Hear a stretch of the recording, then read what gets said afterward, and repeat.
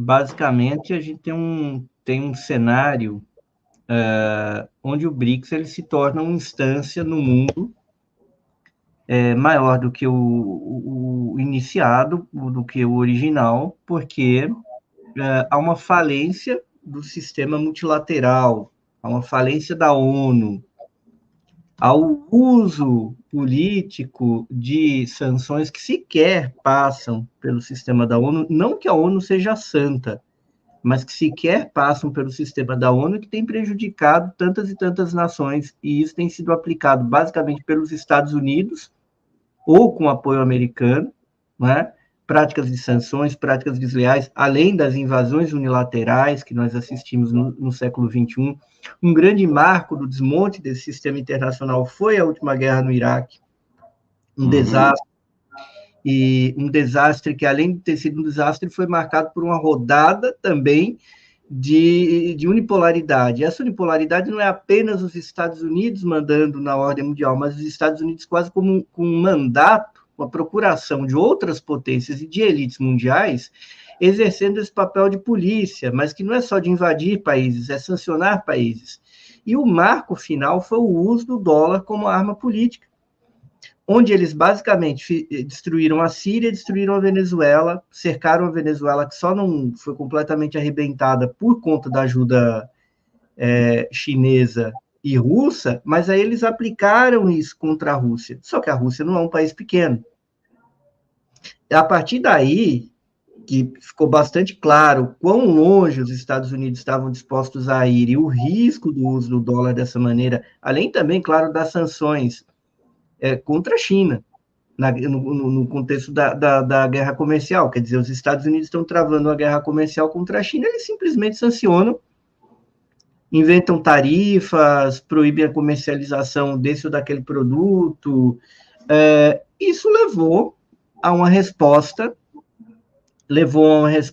que basicamente é o de construção do BRICS como um espaço alternativo para a ordem mundial.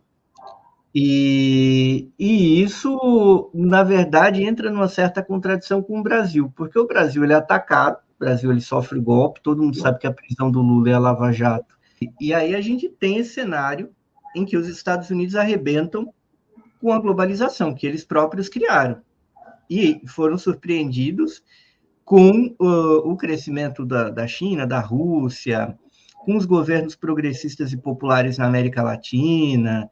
Então, quando os Estados Unidos descobrem que essa coisa que eles lideraram pós-Guerra Fria possibilitava o crescimento, e não só o crescimento, como a reorganização nacional de muitos países grandes, China, Rússia, Índia, Brasil, eles ficaram preocupados. E daí vem a história do uso do cavalo de pau na globalização, que implica no uso político do dólar e que o marco, o limiar, a linha de corte é a expansão da OTAN para a Ucrânia, no governo do Biden, em desafio à Rússia. Não havia guerra entre a Rússia e a Ucrânia bombardeava o leste do seu próprio país, onde há uma grande minoria russa, e também tártaros e ucranianos que não concordavam exatamente com o arranjo de poder em Kiev. E nem assim a Rússia interveio na Ucrânia, Mauro. Então, a guerra arrebenta na Ucrânia porque os ucranianos, o regime de Kiev faz uma aliança com a OTAN e resolve colocar a OTAN no seu território. Não é a Ucrânia entrar na OTAN, é a OTAN ser colocada na Ucrânia em desafio à Rússia.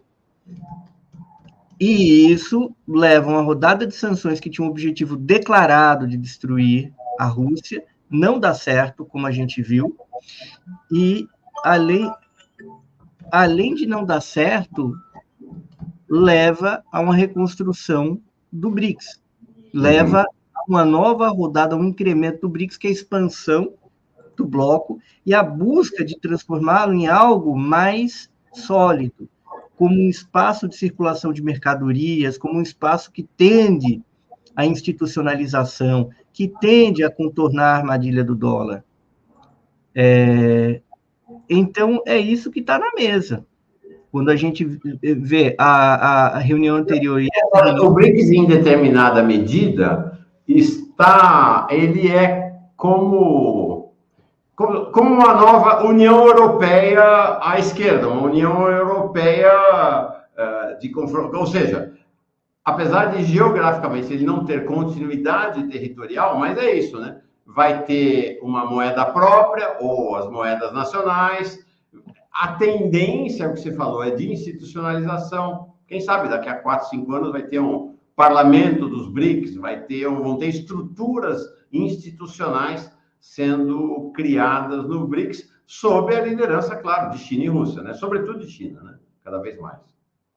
Sem sombra de dúvida. E aí, tem um problema quando bate na questão da América Latina. A América Latina sofreu uma incidência imperialista.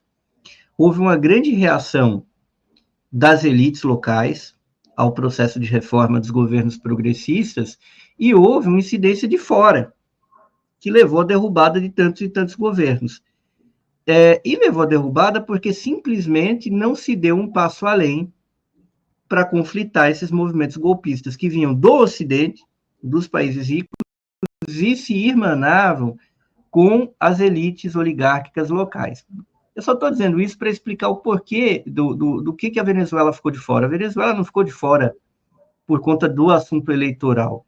A Venezuela, ela, digamos assim, ela dá um passo subversivo. Ela fala, a gente não vai cair, a gente não vai ser derrubado, a gente vai aprofundar uma aliança com a Rússia e com a China, mais até do que Cuba. Cuba agora está se reaproximando da Rússia, mas a Cuba não fez isso num primeiro momento dessa rodada de reação.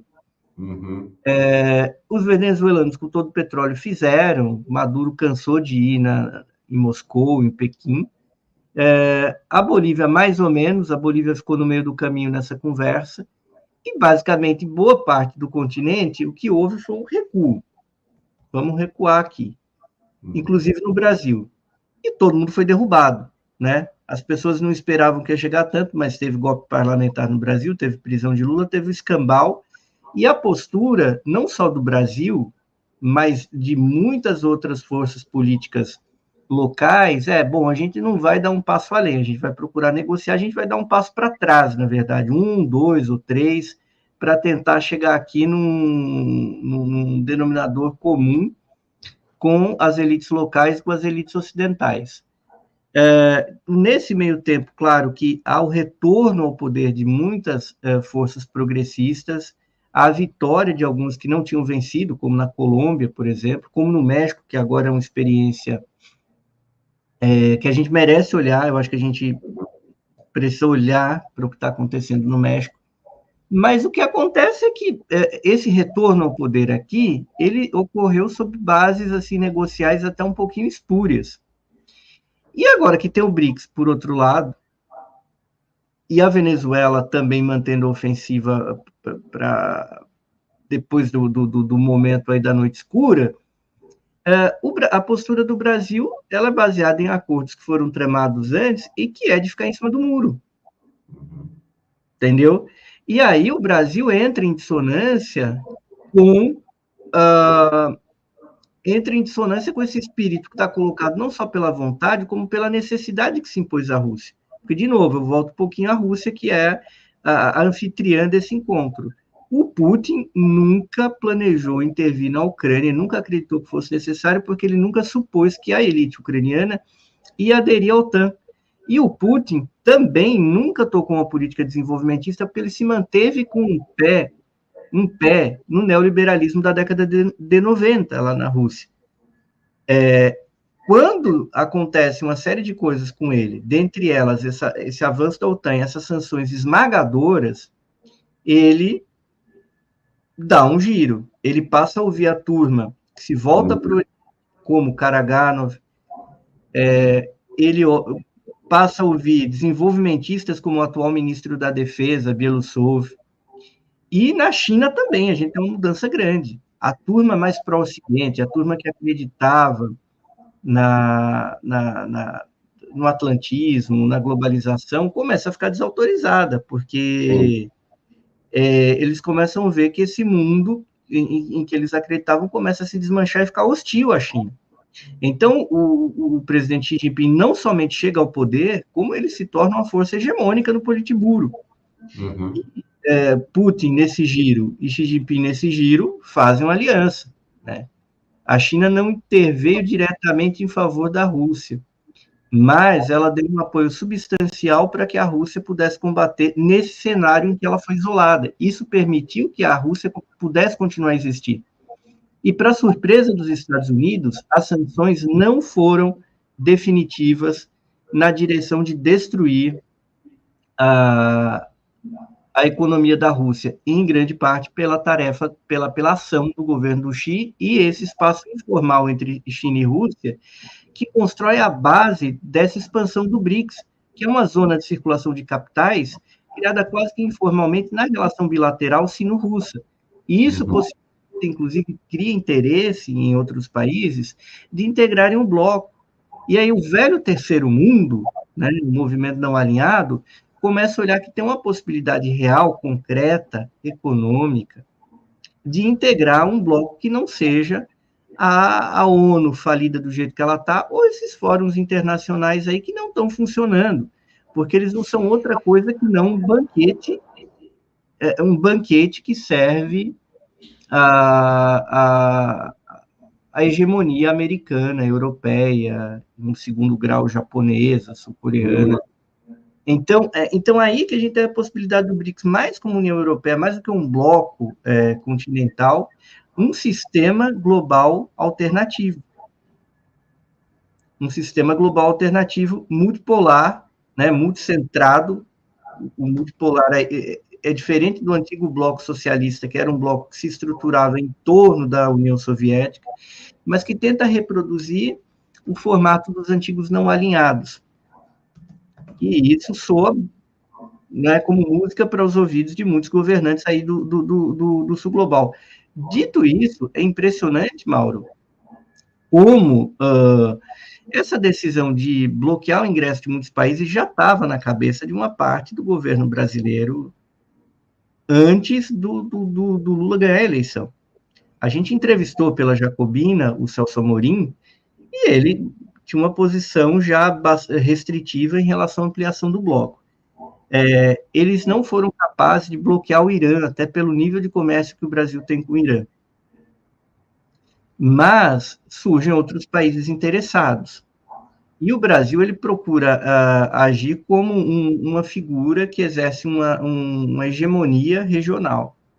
E ele busca fazer essa hegemonia regional prevalecer para decidir quem entra ou não no BRICS, numa negociação direta com Rússia e China, muitas vezes contrariando o interesse russo-chinês. O problema dessa conversa inteira do Brasil se colocar nessa posição é que se o Brasil estivesse defendendo pelo menos seu interesse nacional, é uma coisa. O Brasil ele está fazendo um jogo de equilíbrio nessa escolha dos vetos ou não vetos, conforme uma conversa que o Brasil não tem nem mais com os Estados Unidos, mas é com o Partido Democrata. Sim.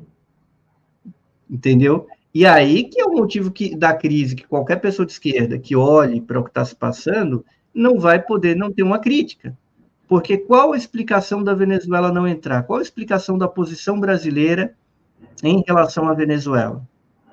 Não tem uma explicação muito plausível. Tem alguma explicação dentro do nosso interesse nacional? Não. Não tem. O que eu falei aqui, a Venezuela não ameaça em nada os interesses nacionais brasileiros. Bom, a Nicarágua menos ainda, né? Para o Brasil fazer esse veto.